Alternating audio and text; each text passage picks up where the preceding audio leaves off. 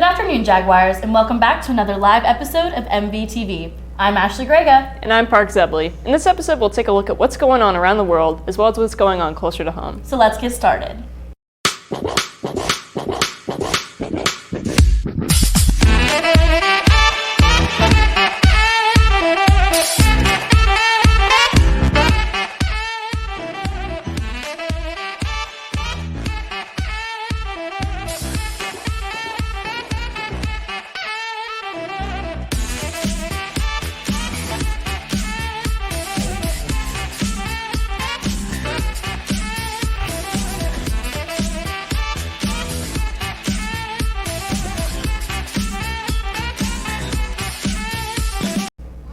Ashley, there's so much going on in the world right now, and it's only February. What do you mean, Park? Have you not been watching the news? The Australian wildfires, coronavirus? Reporter Annie Hogue gives us an inside perspective about the Australian wildfires, followed by more information about the coronavirus by reporter Sarah Petropoulos.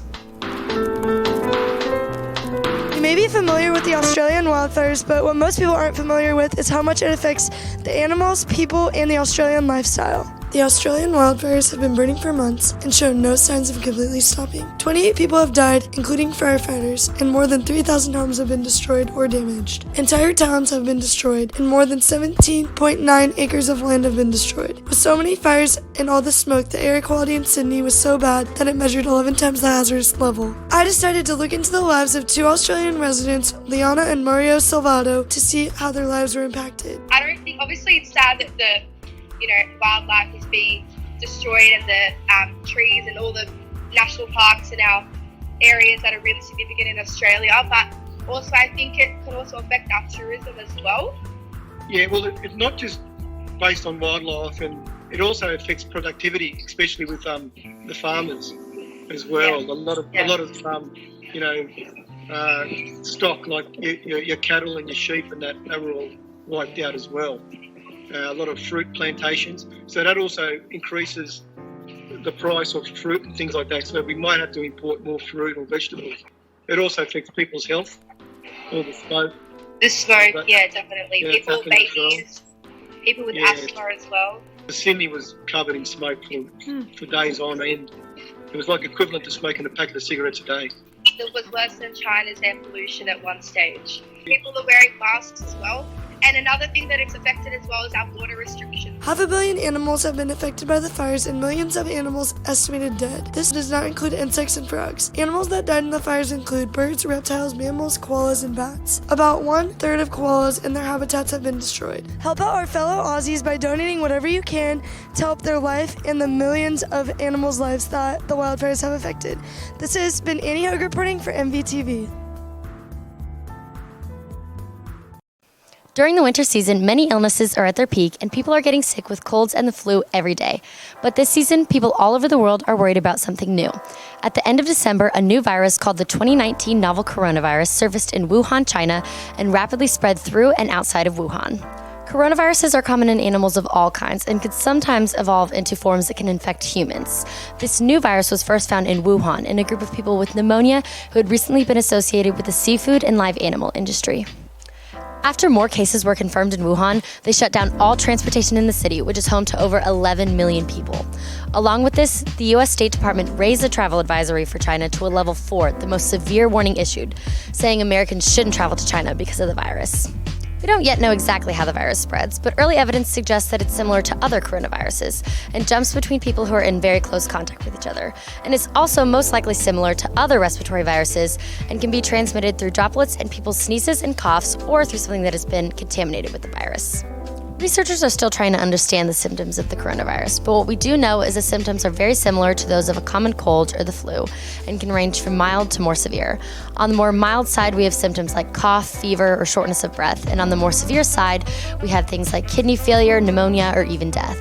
The fatality rate for the new coronavirus is around 2 or 3%, but that could continue to change as the outbreak progresses. So far, there have been 28,000 confirmed cases in China, 12 in the US, and even more throughout the rest of the world. Of those cases, 565 have resulted in death, but most of those deaths have been in older people with underlying health issues like heart disease, hypertension, and diabetes. Based on what we know about the virus, you can protect yourself by taking similar measures you'd take to protect yourself from the flu, such as covering your mouth and nose when sneezing and coughing, washing your hands regularly, and ensuring that all animal products are cooked thoroughly before being eaten. Although we're mainly seeing confirmed cases in China, make sure to take precautions to protect yourself and watch for new information over the next few months about the virus because it is new and changing every day. This has been Sarah Petropoulos reporting for MVTV. Wow, you're right. There is a lot going on in the world right now. Don't worry, February has some brighter things to offer. Like Valentine's Day? I was thinking more like Black History Month. My co-anchor Ashley has the story. Have you ever wondered how Black History Month started? Well, let's take a look at the history. During the Civil Rights Movement, Black teachers and students at Kent State University in Ohio created Black History Month. Since 1976, it has been a month-long celebration of the achievements and contributions of Black Americans. I'm sure you've heard of Martin Luther King Jr., Rosa Parks, and Malcolm X, but let's take a moment to celebrate the lives of some other Black Americans. Jackie Robinson, the first Black player in Major League Baseball. Jack Johnson, the first Black man to hold the World Heavyweight Champion boxing title. Thurgood Marshall, the first Black Supreme Court Justice. Frederick Douglass, the first Black person to be nominated for Vice President of the United States. Hiram Rhodes Revels, the first Black person to be elected for the United States Senate. Shirley Chisholm, the first Black woman elected for the House of Representatives. Barack Obama, the first Black president of the United States. Maya Angelou, the first Black woman to have a #1 nonfiction bestseller. And Hattie McDaniel, the first Black woman to win an Academy Award. If you're looking to celebrate Black History Month, Kansas City has plenty of opportunities for you. On February 13th, the Negro Leagues Baseball Museum will be opening their new photography exhibit, Black Baseball in Living Color. On February 18th, Alamo Drafthouse will be showing the 2017 film Get Out. And on February 27th, Gem Theater will stage Setting the Stage, the moving story of African American dance. More events can be seen on visitkc.com. This February, take some time to appreciate everything Black Americans have done for this country. This has been Ashley Grega reporting for MVTV. If you want to learn more about the fantastic figures celebrated during Black History Month, check out history.com. February is a great time to celebrate the accomplishments of Black Americans throughout history. I completely agree. You know what else I love about February? What, Ashley? The first February episode of What's Happening Now, presented by reporter Danny Talavera. Welcome back to this latest episode of What's Happening Now. I'm Danny, and that's Bennett. Let's get right into it. On January 5th, Kansas City held a parade for our Super Bowl champions, the Kansas City Chiefs. Here are some highlights from that day. During this event, a chase broke out in the middle of the path after a man decided to drive through the barricades after being stopped by police. A drunken man was rushed to the ER after falling from a tree and exposing his gluteus maximus. The Chiefs showed off their ability to party, drinking lots of beers before noon. Now for our news segment, What's Happening Now Politics.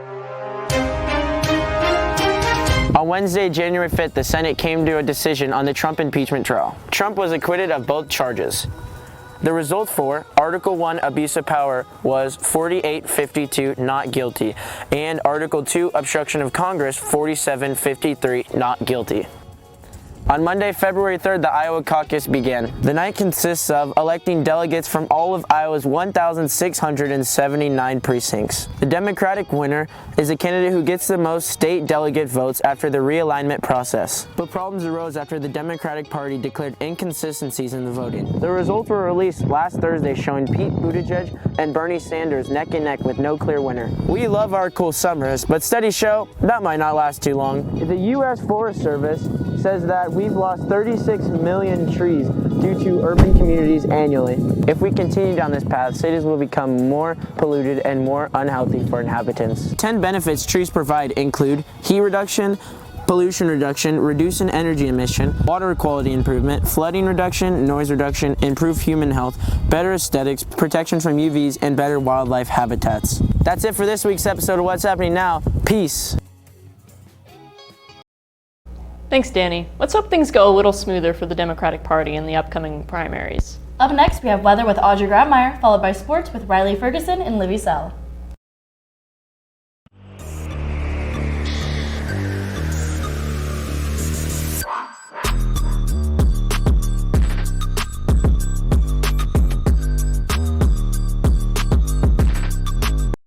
Good afternoon, Jaguars. Welcome back to this week's live sports segment. I'm Riley Ferguson. And I'm Livia Sell. To get things started, the bowling team took first place last Thursday at their meet at Park Lanes. Also on Thursday, the wrestling team hosted their senior night against Olathe South. The boys put up a tough fight but came short of winning, losing 39-35.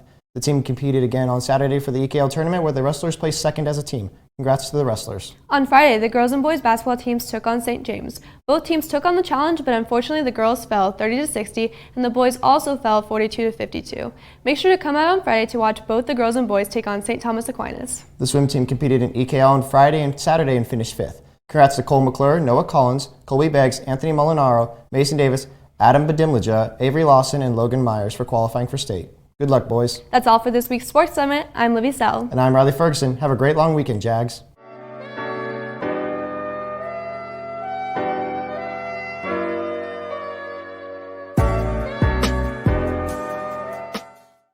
Good afternoon, Jaguars. This is Audrey Grammer here with your weekend weather update. On Friday, there's going to be a high of 32 and a low of 30 with sunny skies. Be sure to bundle up if you're going to head out to the St. Thomas Aquinas basketball game at home and to watch the Silver Studs perform at halftime. The theme is Hawaiian. On Saturday, there's going to be a high of 47 and a low of 31 with partly cloudy skies. These clouds are going to continue into Sunday, where we'll have a high of 51 and a low of 40. That's all for your weather update. Have a great weekend. Another cool thing that has happened this February is that the Mill Valley cheer team went to nationals. Over a week ago, the Mill Valley cheer team competed in the yearly national competition, the NCA. They prepared weekly by practicing 2 days a week. The girls competed in 2 previous competitions this year, Blue Valley Southwest Showcase and State. This was the first year the team has competed in nationals, hoping to see their skills for next year's state competition. At this year's nationals, the girls performed very well and came in 22nd out of 31 teams, placing higher than the other teams from Johnson County. Way to go, cheer. So I think we did really well because all of our stunts hit, everything looked really clean and sharp, and it was our first time going to nationals. Park, are you doing anything for Valentine's Day? Not really, but I might stay in to watch a movie. It's a good way to save money and spend time with someone special. I thought you'd say that. If you're looking for a different kind of movie to watch, check out my co-anchor Park's Ideas, followed by the Activity of the Week. Hey Jags, you know what's coming up? Valentine's Day. It's time to take your honey on a cute date, like a picnic or dinner or maybe a movie even. But movie theaters are expensive, and February is a dry month for movies anyway. So I've got 3 kind of non-traditional movies that you can watch at home. Pop some popcorn, put your feet up, and let's get into it. First movie I want to bring to your attention is Moonrise Kingdom, released in 2012 and directed by Wes Anderson. Moonrise Kingdom is the story of 2 kids in a sleepy town off the coast of Long Island. They decide that they're gonna run away together, so they do just that. I love this movie because it's full of warm colors and romantic imagery. It really reminds you of summer. The whole movie is really about these 2 characters, Sam and Susie, coming of age through how much they care about each other. I give it a 4 out of 5 Teenage Mutant Ninja Turtle chocolates from Walgreens. Okay, I get it. Moonrise Kingdom with its childlike innocence and all that might look a little typical. But here, I got something for you.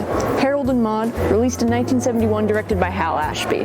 Yes, this is a movie about the friendship and eventual romance between a young man and an 80-year-old woman. I know that sounds weird, but listen, it's got a big heart. Harold, our protagonist, is obsessed with death, but Maude, a woman who genuinely enjoys life, shows him the beauty of living. Though it's dark and downright existentialist at times, it's got this really sweet, warm humor that still makes you smile. I give this film 3 out of 5 Alvin and the Chipmunks Valentines. Finally, I've got what should be considered one of the greatest romantic comedies of all time. It's a cornerstone of the genre. From 1934, directed by Frank Capra, it's It Happened One Night. I know it's old, but isn't there just something so romantic about black and white movies? Ellie Andrews, rich girl with daddy issues, is marrying King Wesley, a fancy pilot in New York. Enter Peter Warren, disgraced news reporter.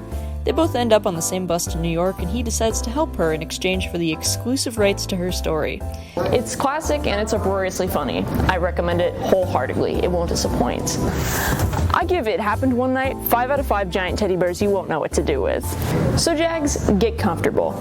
Bop on over to the Monticello Library and check out one of these movies, or whatever strikes you in your date's fancy. Or, hey, you could go to the movie theater and spend $40 on a bucket of popcorn and go see Cats again. Your choice. This is Park Zebley reporting for MVTV. Thanks for watching this week's live episode. Stay tuned for the office announcements following the credits.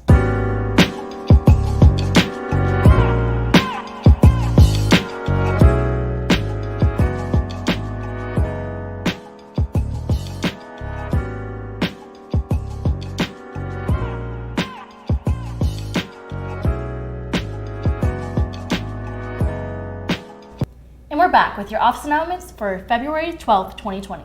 Anyone planning to enroll in repertory theater class needs to see Mr. Copeland during seminar today or next week to get audition information. Auditions for repertory theater class will be March 9th and 11th. Tickets are now on sale for the repertory theater performance of The Fantastics. The musical will be presented Thursday, February 20th and Friday, February 21st at 7 p.m. Tickets may be purchased from Mr. Copeland in room C-130 or from a member of the Rep Theater class. AP Calculus AB and BC meeting is today during seminar with Mr. Rodkey in the Commons. Pre-Calc with Mr. Wild is today during seminar in room A107. Honors English 10 will meet in the theater with Mrs. Sedgwick. AP Biology will meet with Mr. Thomas in B130. If you are interested in girls swim and dive or being a manager but did not attend the informational meeting, please come see Coach Evans in C112 by the end of today for a swimsuit order form. Any student interested in taking teaching as a career next year needs to stop by room C124 to pick up an application. The applications are due back by February 18th. Please see a fax teacher if you have any questions. If you're interested in applying for JAG Leadership Corps, please attend the meeting today during seminar in room C204. If you are unable to attend, please see Ms. Porter in room C204 sometime before Wednesday. Club 121 is hosting a sock drive through parent-teacher conferences Thursday the 13th for Bailey's Closet. Socks or donations will be accepted outside the counseling office before school every day. Socks must be new. Look for signs around the building for more information. Any girls interested in playing softball this spring needs to attend the presentation meeting on Wednesday, February 19th during seminar in room A207. See Coach DeWild if you not attend. Students interested in yearbook, newspaper, broadcast, or video productions for next year should attend an informational meeting Tuesday, February 18th. Meeting is in the theater during seminar after announcements. See Mrs. Swafford or Mrs. Habiger if you have questions. Detentions today are in the office. Thanks for watching. Enjoy your 5-day weekend, Jags. And remember, we are Mill Valley.